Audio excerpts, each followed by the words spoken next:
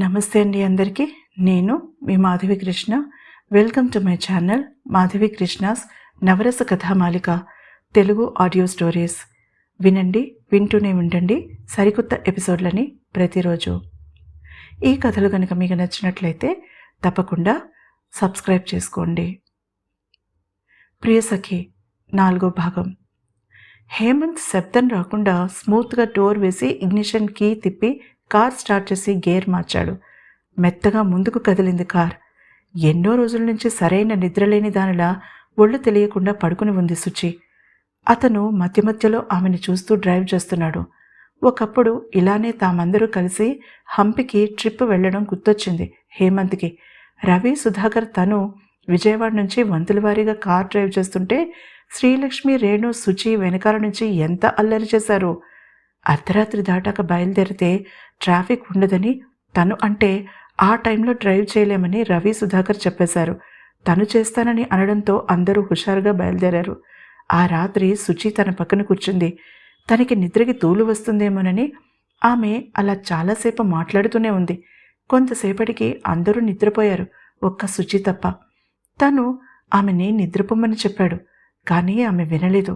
చాలాసేపు కబుర్లు చెప్పుకున్నాక ఆమె రఫీసాబ్ పాట చౌదేవి క చాంద్ హో పెట్టి విండో కిందికి దించి పరవశంగా కళ్ళు మూసుకుని వింటూ అలానే నిద్రపోయింది. ఆ రాత్రికి ఈ రాత్రికి ఎంత తేడా అనుకున్నాడు హేమంత్. ఆ రాత్రి ఆమె తన ప్రియసఖిగా మారి తన ఇష్టాలను, తన అలవాట్లను తెలుసుకుని తన కాలేజ్లో జరిగిన రకరకాల ఇన్సిడెంట్స్ని ఫన్నీగా మిమిక్రీ చేస్తూ చెప్పింది.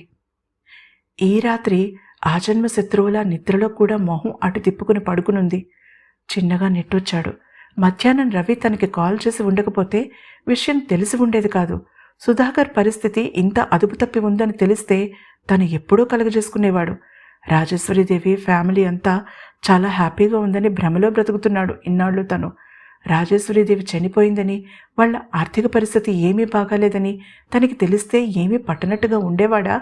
ముఖ్యంగా సుచరితకి పెళ్లి కాలేదని రవి చెప్పినప్పుడు తన చెవులను తానే నమ్మలేకపోయాడు. ఆలోచనల్లో ఉండగానే కార్ అతని స్టూడియోకి చేరుకుంది. సుచరితతో పూర్తిగా మాట్లాడే వరకు ఆమెని ఇంటికి తీసుకువెళ్ళదలుచుకోలేదు హేమంత్. ముందు తామిద్దరూ తేల్చుకోవాల్సిన లెక్కలు చాలా ఉన్నాయి. అలా అనుకోగానే కార్ని బిల్డింగ్ ఎంట్రన్స్ దగ్గర పార్క్ చేసి లోపల నుంచి గేట్ లాక్ చేసి వచ్చి సుచరిత వైపు డోర్ ఓపెన్ చేశాడు.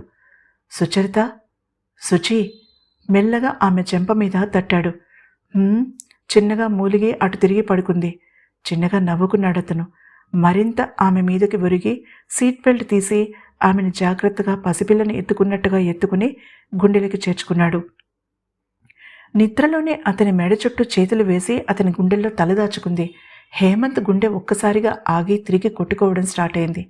గట్టిగా గాలి పీల్చుకుని ఆమెను అలాగే జాగ్రత్తగా తీసుకువెళ్ళి తన ఆఫీస్ రూమ్ పక్కనే ఉన్న బెడ్రూమ్లో పడుకోబెట్టి బెడ్ లైట్ ఆన్ చేశాడు. శుచికి చీకటంటే భయం. అందుకే అటాచ్డ్ బాత్రూంలో లైట్ కూడా ఆన్ చేసి ఉంచాడు. మెల్లగా డోర్ జారవేసి కిందకి వెళ్ళి కార్ని బేస్మెంట్లో పార్క్ చేసి తన ఆఫీస్ రూమ్లో ఉన్న సోఫాలో సెటిల్ అయ్యాడు. అతని ఆలోచనలు మెల్లగా గతంలోకి జారిపోయాయి. హేము, ఒరే హేము, తల్లి గట్టిగా పిలవడంతో పిల్లలకి ట్యూషన్ చెప్తున్న హేమంత్ హాల్లో నుంచి కిచెన్లోకి వచ్చాడు. అమ్మా, ఎన్నిసార్లు చెప్పారు నీకు నా స్టూడెంట్స్ ఎదురుగా అలా పిలవద్దని కోపం నటిస్తూ అన్నాడు. తల్లి ధాత్రి చిన్నగా నవ్వింది. ఏదో అలా అలవాటైపోయిందిరా కన్నా, హేమంత్ బుగ్గలు పుణికి చెప్పింది. అమ్మా, ఇలా కూడా అనద్దని చెప్పాను. తల్లి వేయించిన పకోడీలను కొన్నిటిని నోట్లో వేసుకుని టేస్ట్ బాగుందన్నట్టుగా తల ఊపుతూ అన్నాడు. ఏదో లేరా, అలా అలవాటైపోయింది. తల్లి ఇంకా నోరు విప్పకుండానే అన్నాడు. ధాత్రి నవ్వేసింది. నీ ఫ్రెండ్స్ కొంచెం అంటూనే కిచెన్ తలుపు తీసుకుని పెరట్లోకి వెళ్ళింది. ధాత్రి ఒక ప్రైవేట్ స్కూల్లో టీచర్గా చేస్తోంది.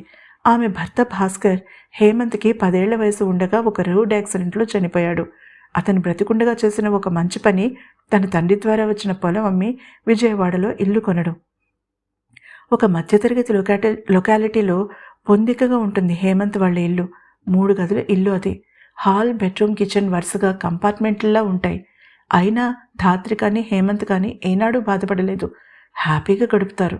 ఇప్పుడు హేమంత్ డిగ్రీ ఫైనల్ ఇయర్ చదువుతున్నాడు. ట్యూషన్స్ ద్వారా తన పాకెట్ మనీ తను సంపాదించుకుంటాడు. ఇంజనీరింగ్లో చేరమని ఎంతో నచ్చ చెప్పింది తల్లి. వినలేదు హేమంత్. కామర్స్ తీసుకున్నాడు. సొంత బిజినెస్ పెట్టాలని అతని ఆలోచన. హే హేము! రవి, సుధాకర్ ఒకేసారి కిచెన్లో అతని మీద దాడి చేయడంతో తింటున్న స్నాక్స్ని పక్కన పెట్టి చెవులు మూసుకున్నాడు హేమంత్. అబ్బా, నా పేరునలా మర్డర్ చేయకండ్రా ఇడియట్స్ అన్నాడు. ఓకే బ్రో అన్నాడు రవి. అలా అంటే హేమంత్కి చిరాకని తెలుసు రవికి. హేము అనే పిలిచి చావండి అనేస్తాడు. అదే జరిగింది కూడా. రవి విక్టరీ జంప్ చేశాడు. హేమంత్ చిన్నగా తల విదిలించి తిరిగి హాల్లోకి వెళ్ళిపోయాడు. అతను మరొక గంట వరకు బిజీగా ఉంటాడని తెలుసు ఫ్రెండ్స్ ఇద్దరికి. అందుకే ఇద్దరు పెరట్లో ధాత్రి దగ్గర చేరారు. హేమంత్ ఒక చిన్న హెల్ప్ చేయాలిరా. 2 గంటలు దాటాక ఇంటికి వెళ్ళబోతూ రిక్వెస్ట్ చేశాడు సుధాకర్.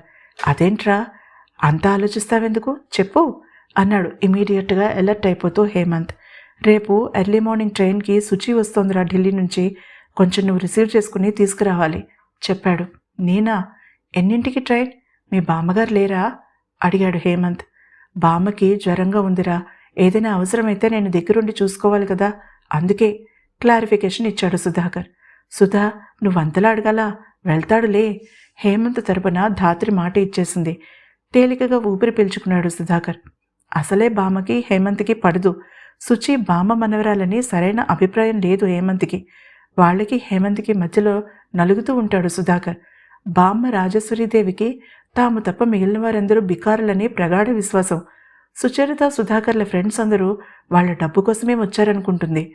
రవి వాళ్లకన్నా డబ్బున్న బిజినెస్ మ్యాన్ కొడుకు కావడంతో అతనికి రాజమర్యాదలు జరుగుతాయి రాజేశ్వరీదేవి దగ్గర. కానీ హేమంత్ ఒక మామూలు స్కూల్ టీచర్ కొడుకని తెలుసుకున్నాక సుధాకర్ లేకుండా చూసి అతన్ని ఎన్నో రకాలుగా అవమానించింది. ఆ విషయం హేమంత్ సుధాకర్తో అనలేదు, కానీ రవి చెప్పేశాడు. ఆ రోజు బామ్మతో చాలా గొడవ పడ్డాడు సుధాకర్. అప్పటినుంచి అతనే కాదు, ఎవరూ లేకుండా చూసి అనేది హేమంత్ని. అందుకే ఆ ఇంట్లో అడుగు కూడా పెట్టడం ఇష్టపడ్డు అతను. స్వాభిమానం దెబ్బతింటే భరించలేని బలహీనత అతనిది. అందుకే సుధాకర్ అంతా ఆలోచించాడు. తల్లి మాట ఇవ్వడంతో అనక తప్పలేదు హేమంత్కి. కారు బయట చెట్టు కింద పార్క్ చేస్తాను హేమో, నీ బండి నేను తీసుకెళ్తాను చెప్పి వెళ్ళిపోయాడు సుధాకర్ రవితో. సరిగ్గా ఎర్లీ మార్నింగ్ 4కి నిద్రలేచాడు హేమంత్. చకచక అరగంటలో రెడీ అయ్యి వాలెట్, తన డ్రైవింగ్ లైసెన్స్ తీసుకుని తల్లికి చెప్పి బయలుదేరాడు. స్టేషన్కి టైం కన్నా ముందే చేరుకున్నాడు. కార్ని పార్క్ చేసి ప్లాట్ఫామ్ టికెట్ తీసుకున్నాడు. అన్నీ ఎందుకంత పద్ధతిగా చేస్తావని టీజ్ చేస్తాడు రవి. రూల్స్ బ్రేక్ చేయడం తనకి ఇష్టం ఉండదు అంటాడు హేమంత్. అరగంట లేటుగా వచ్చింది ట్రైన్. శుచి ఏసీ కంపార్ట్మెంట్లో ఉంటుంది అని తెలుసు కాబట్టి సరిగ్గా అక్కడే నిలబడ్డాడు హేమంత్. సుచరితను చూసి 2 ఏళ్లవుతున్నా ఎప్పటికప్పుడు సుధాకర్ డిస్ప్లే చేసే ఫోటో ఎగ్జిబిషన్ చూడడం అలవాటైపోయి నిద్రలో కూడా టక్కున సుచరితను గుర్తుపట్టగలడు హేమంత్. అంతవరకు ఫాస్ట్గా పరిగెత్తి ఫినిషింగ్ లైన్ దగ్గరికి వచ్చేసరికి కళ్ళు తిరిగి పడిపోయిన రన్నర్లాగా ట్రైన్ ప్లాట్ఫామ్ మీదకి చేరకుండానే దూరంగా ఆగిపోయింది. మరొక పావుగంట తర్వాత మెల్లగా ఏడ్చుకుంటూ ప్లాట్ఫామ్ ఎక్కింది. నత్తలా వచ్చి ఆగిన ట్రైన్ వైపు బాణాల్లా దూసుకు వెళ్ళిపోయారు పోర్టర్లు. ఓపికగా కొద్ది దూరంలో నిలబడ్డాడు హేమంత్. ఆమె బయటకు వచ్చాక ఎదురుపడాలని అతని ఆలోచన. చివరికి ట్రైన్ కీచమని శబ్దం చేస్తూ ఆగడంతో అంతవరకు గుమ్మాలు పట్టుకుని వేళ్లాడుతున్న వాళ్ళు కిందకి దిగారు. వాళ్ళని తోసుకుంటూ లోపలికి ఎక్కేశారు పోర్టర్లు. అలర్ట్ అయిన హేమంత్ కంపార్ట్మెంట్ డోర్ వైపు చూసి కొద్దిగా ఖాళీ అవ్వడంతో అటు నడిచాడు. ఇంతలో ఒక సన్నని మృదువైన కంఠం లోపల నుంచి ఎక్స్క్యూజ్ మీ అంటూ వినిపించింది. తర్వాత ఏం జరిగిందో తెలుసుకోవాలంటే తప్పకుండా తర్వాతి ఎపిసోడ్ని వినండి. ఈ ఎపిసోడ్ కనుక మీకు నచ్చినట్లయితే తప్పకుండా లైక్ చేయండి, అలాగే షేర్ చేసుకోండి.